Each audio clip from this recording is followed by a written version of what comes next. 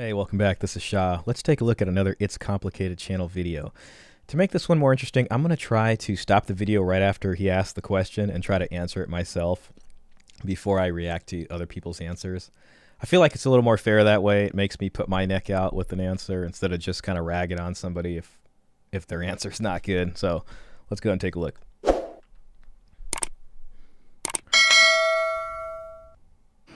When it comes to relationships, what is red pill? What is red pill when it comes to relationships? I always looked at it more so as it's just helping guys try to not get screwed over and then also to get laid, because most of it is advice for people to bed women. Let's just be honest. Red pill it's maybe a bit misogynistic. It's this idea that women are, they only date up and across, basically. Yeah, that's how I'd put it. And I think maybe a lot of neckbeards. A lot of people have maybe had trouble with women in the past. I wouldn't disagree with them there. I mean, I think a lot of people who end up reading stuff about the red pill are people who've had trouble with women, whether it's they got divorced or went through a bad breakup or just have trouble even getting a girlfriend in the first place. Like, I don't think if you're doing well with women, you're probably not on the internet searching for forums about this. Why are there more dating coaches for men than there are for women? I think that probably is because men have to pursue. Because women are harder to understand. Men need dating coaches because to dissect a woman now is harder, especially the modern age woman now. We don't even know what they are for real. Like, women are trying to be men now, so it's hard to like decipher and like break them down. Because women control the dating pool, dude. If you're a dude, it's hard out here. It's hard. 5% of the guys are gonna get all the pussy, and the rest, if a girl wants to have sex with you, she's gonna do it. It can be rough out here, but we don't stop over here. We keep going. We keep trying. Sex sells, so women, they get attention no matter what.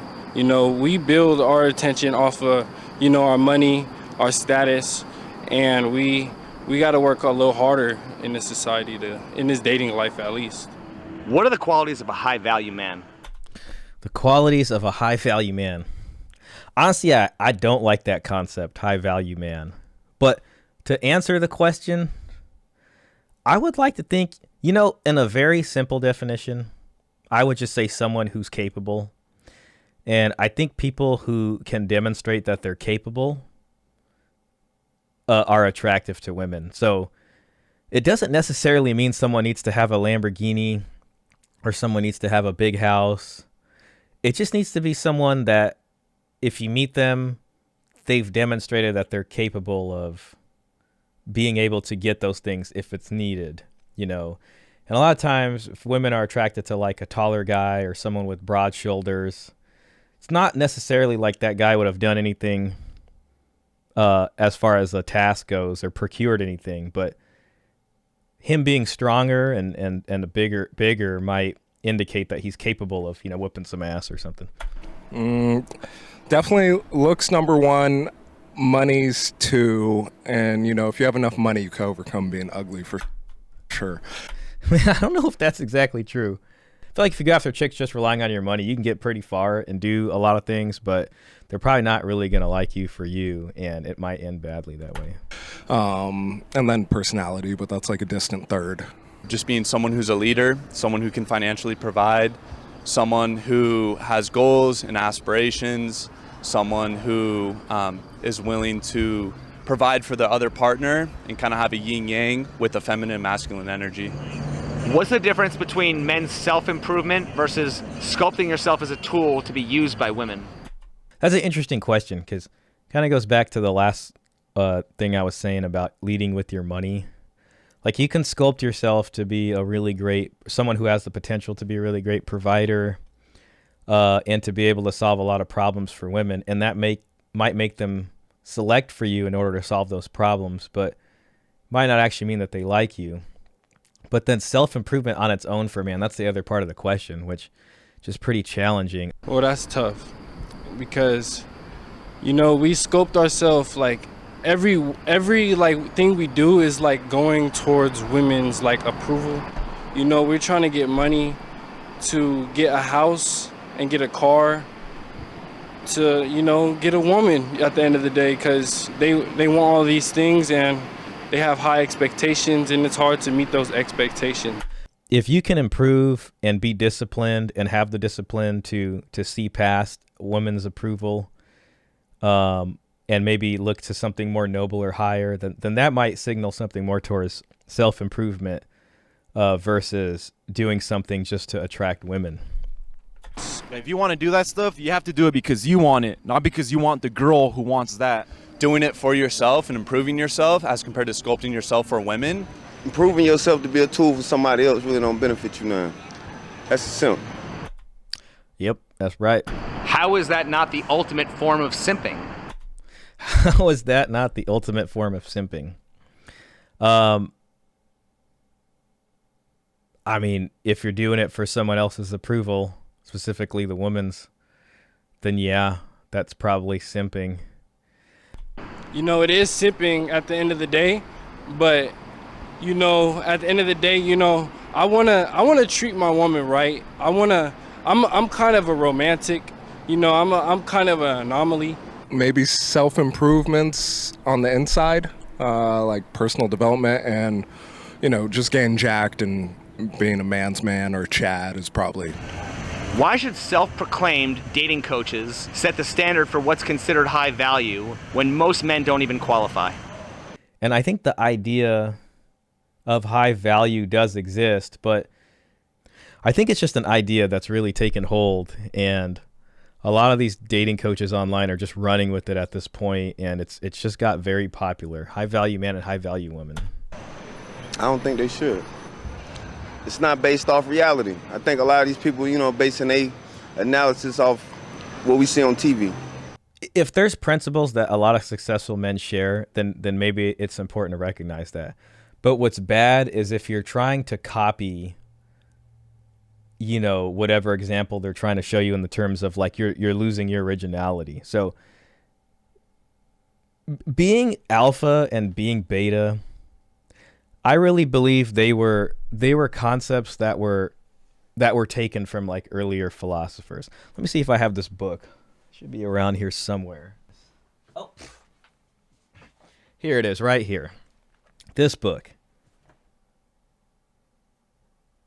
All right, that's from Friedrich Nietzsche on the genealogy of morality. He's that guy with that really big funny mustache. He also kind of lost his mind in the latter part of his life. Also, it has been theorized that he was never with a woman, and I think the one girl he liked kind of rejected him really badly. So it's going to be extremely ironic that what I'm about to say came from this man in light of the concepts and topics we're talking about. But he wrote this book, and in the first, it's divided into like 3 sections. It's like 3 essays. And in the first section of it, the first treatise, Good and Evil, Good and Bad, he talks about 2 concepts. He talks about master morality, and then he talks about slave morality, okay? And he has this whole theory for what noble humans used to be like versus what slave, you know, humans used to be like. And the way he came to these concepts and ideas was because he was a linguist. So he went and he looked up the origins of words like good and bad and good and evil. And he determined that someone who had master morality, it's a long book, but pretty much, I guess if I was going to distill it down quickly, it's someone who was more active in their life versus a slave who was more reactive. So the alpha person, he didn't even use the word alpha. The master morality person, you know, has the strength, the health, and essentially the power in order to enact his will into the world. Where the slave morality person doesn't, you know, he's essentially reactive to the strong. And you see this in language, you know, as you go back and look up the etymologies of these words, specifically good and bad and where they come from and what they used to mean. And it's a whole thing. Maybe we can talk more about it later. But when I first started reading the Red Pill, I remember I used to follow that subreddit years ago. It was about alphas and betas. And I remember when I first saw that, I was reading this book in college. My first thought was, oh, this is just a watered down version of master morality and slave morality. And man, I can't even remember what question I was responding to on this. Oh yeah, that's what so what I was getting at was the people with master morality, they weren't like each other. They were like each other in the sense that they were active and not reactive, but because they were all active and able to express their will into the world, they were all very original in the sense of like, they're different. You know what I mean? They're different characters. Like, they're very distinct. They're not one with the herd. They have their own unique ideas. And when it comes to this high value man thing, I think the most important thing to remember is it's not about necessarily being high value. It's more so about living a life that's active and less reactive in order to create definition of character so you can be who you are uniquely. And I think the high value man concept kind of misses that a little bit. Anyways, that was a big tangent. Let's get back to what we were watching. I didn't understand how most of these dating coaches are single, and how can you take, advice from these people who are single? Because that's an interesting point. It's because they can get girls, they can bed the girls, but they're still dealing with this problem of, I've got the girls now. I don't want to get married because I don't want to leverage myself. Once I get into the relationship and invest heavily, then she has more power. If this thing all goes bad, I can end up in divorce court and all these kinds of things. And these dating coaches haven't really submitted, I think, a good enough solution on how to deal with this. I think most people, people want to have family creation. They want to have kids. They want to do all these things that life has to offer. And a lot of dating coaches seem to just be like, hey, it seems to just be looking out for yourself, having a good time, all this kind of thing, which is fine, I guess. But then when it comes to getting married, they'll advise, you don't want a woman with a career, all these things. You want someone who's, it seems like young, this, that, and they probably wouldn't have the money. But I've read so many divorce orders at my old job as a child support officer that, I feel like if I was going to get married, better advice would be, hey, marry someone with a comparable income to you. That way, if you get divorced, it's a lot smoother. But anyways. Because if you want to get a relationship, talk to somebody who's in a relationship. I think dating coaches are not speaking from their own experience, or they have an agenda. They're a dating coach. So I think if most men are not qualified, then that's just going to drive more demand for what they're coaching. So inherently, they're incentivized to keep people unhappy. It's almost like there's more money in treating cancer than curing cancer. Exactly. Exactly what I'm trying to say, yeah. If high value means... One second. What I'm trying to say, yeah. If high value means money and status, would that make Hitler and Stalin high value men? That's a pretty interesting question. Does that make them high value man? Well, I guess, I want to say the current definition of the word, but I know that definition is hotly debated and doesn't really seem to be very clearly defined to begin with. But I guess it would. I mean, in the sense of like, this person is really powerful. They have all these things. I guess they would be a high value man in that sense. It would appear that what this question is drawing out is that high value men seems to be separated from the idea of morality. So it's almost hinting at the problem isn't so much about there's not enough high value men. The problem more so goes to, is the morality system we've been living by not right or correct for the way our society is now? I mean, with this breakdown of relationships and marriage and all these kids getting born out of wedlock, do we need to actually focus more on what creates a better moral system versus just, hey, let's all work out, let's all try to make as much money as possible? Because it's not really going to solve the problem so much. I don't think so, because I mentioned morals, and I don't know, you can't tell me that they had the best morals, In social media, you don't really see, hey, this is an honest conversation, this is an honest guy, or this is an honest woman. It's like, she's a hot woman, successful man. Why don't these coaches focus on morals and integrity? You know, I guess the first thing my mind goes to, just as like a free association, is religion, and religion used to handle that kind of thing. And you know, I have thought about this before.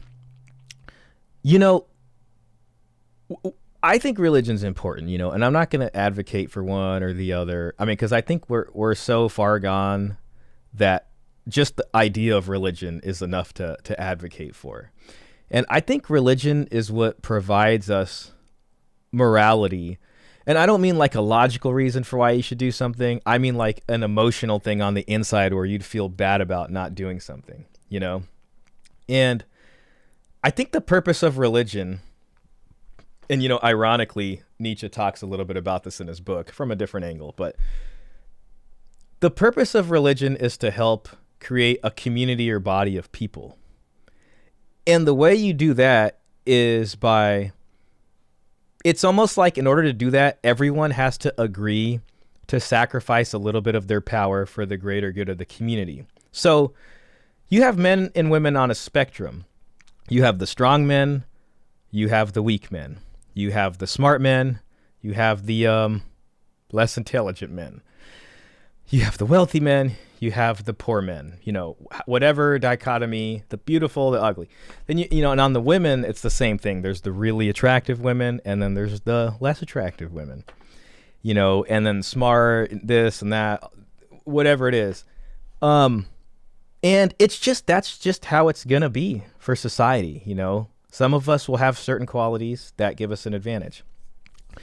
But if you're going to have a community that sticks together, you can't have this brute barbarian of a man going out and killing people whenever he gets angry.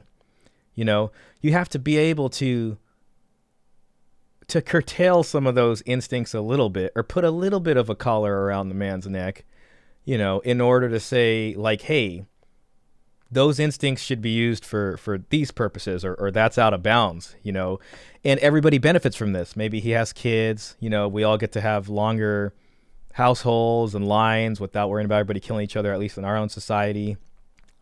And you could have a really beautiful woman who's a champion seductress, and maybe she goes around and keeps seducing all these other women's husbands and just completely home wrecking. You know what I mean? So what we do for these two people is we give them some idea of morality, where the strong man knows he's strong, and then it's a part of his morality stops him and says, you know I can probably beat this guy up, but I'm not going to do it because it's the wrong thing to do. And this woman's like, I know I can steal this woman's man. Like, I see the way, you know, this and that, whatever. She ain't nothing. I'm going to get her back by getting her man and making him cheat on her. But she's just like, you know what? Maybe there's something in her that's like, that's wrong. It's wrong to exercise power over those weaker than you in that way. And, you know, that's why morality is so important.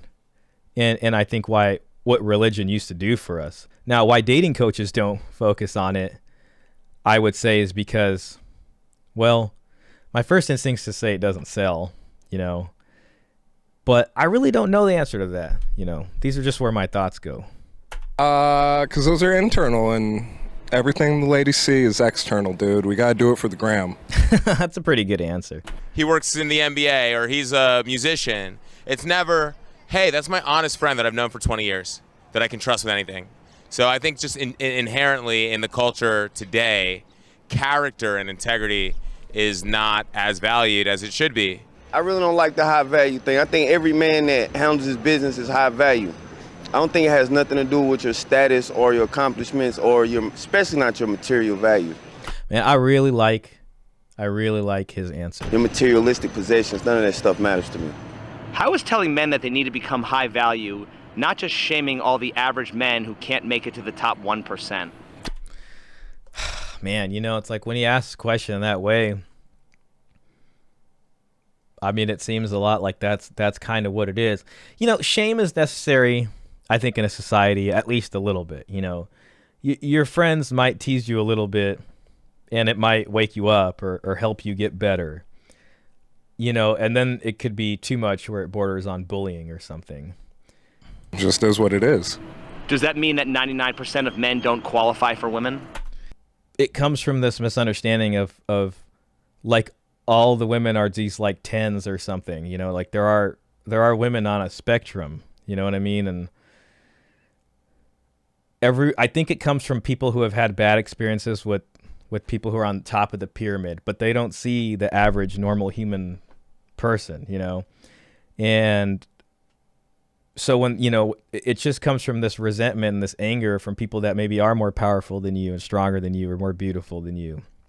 But that doesn't mean 99% of people can't qualify. It just means that, you know, you have to find someone more on your level if you're going to be honest about it, you know? So I'd say like 95, yeah. Doesn't that reflect more upon the character of the majority of women?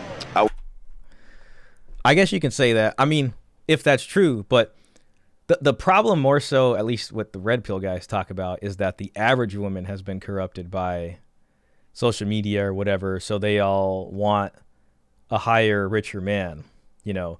And if that's the case, then it could be, some of it could be attributed to the character, because they're not willing to date or marry an average guy who makes average money or whatever. And if that is the case, then that would be because that would be something that on their end that they're doing that's not, well, it's not going to be conducive to families and society building.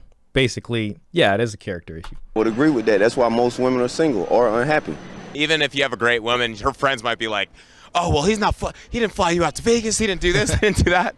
So it's like you're fighting against something that isn't real, which is, you know, substantiated and validated by social media. Honestly, I think maybe the women don't care about the morals, you know, but that's a good one. You know, you see girls with a bunch of assholes and shit instead of being with the nice guy, which that alone shows maybe the women don't want the morals. Why is dating advice typically about coaching men to improve, but never about humbling women to accept more average men like they did in the past? That's an interesting question. You know, I think the reason that is because you can sell the improvement advice to the guys, and it would be kind of hard to go and tell women, hey, you're doing this wrong, and then them come back to your channel or pay for those services. That's only something I feel like that can be done on an emotional level, maybe, you know, so, which is usually more religious in nature. And the dating coaches are just going to do with whoever's buying. I mean, they have a demand to meet, and there's a lot more guys out there that are having trouble finding a woman. So they're typically on here looking for this kind of help and willing to part money and pay for it, where women aren't really. They start having trouble on the back end there, where it has to do with locking someone down for marriage. Because if it is true that most women are dating the top whatever percent of guys, then, you know, if we're marrying based off a 1-for-1 here, monogamy type of marriage, then once the musical chairs game is over, there's going to be some women that are left out and kind of forced to marry down, quote unquote. Because they're not going to. They got options, man. If they have to choose, they're going to choose the best, and the best will sleep with them, but they won't necessarily have long-term relationships with them. So a lot of this content that's saying the men, that's just kind of what it always has been and what it is continuing to be. But yeah, I think women should also be held accountable, just like men are. Like there's privilege to being a man. There's a ton of privilege today to being an attractive woman. So that's, you know, these are all very interesting topics. And I like that he's challenging this idea of high value man, or at least making people think about it in a way as to what is the value of this idea of a high value man. And, is it really the right direction to be aiming as far as, you know, this space of media and questioning and culture debates is concerned. So I don't want to make this too long, but I think, you know, we've covered a lot of good topics here. I would really recommend you go and watch the rest of this video. I'll put the clip in the description down below so you guys can go check it out. Once again, that's It's Complicated Channel. Make sure to subscribe to his channel, check out his videos. And hey, you know, while you're doing that, maybe you can subscribe to my channel. We're at 896 last I checked. I'm trying to get it to 1,000. That doesn't cost you anything. Let's hit that subscribe button. Maybe hit the like button. Let me know what you think down below about this video. And we'll see you on the next one.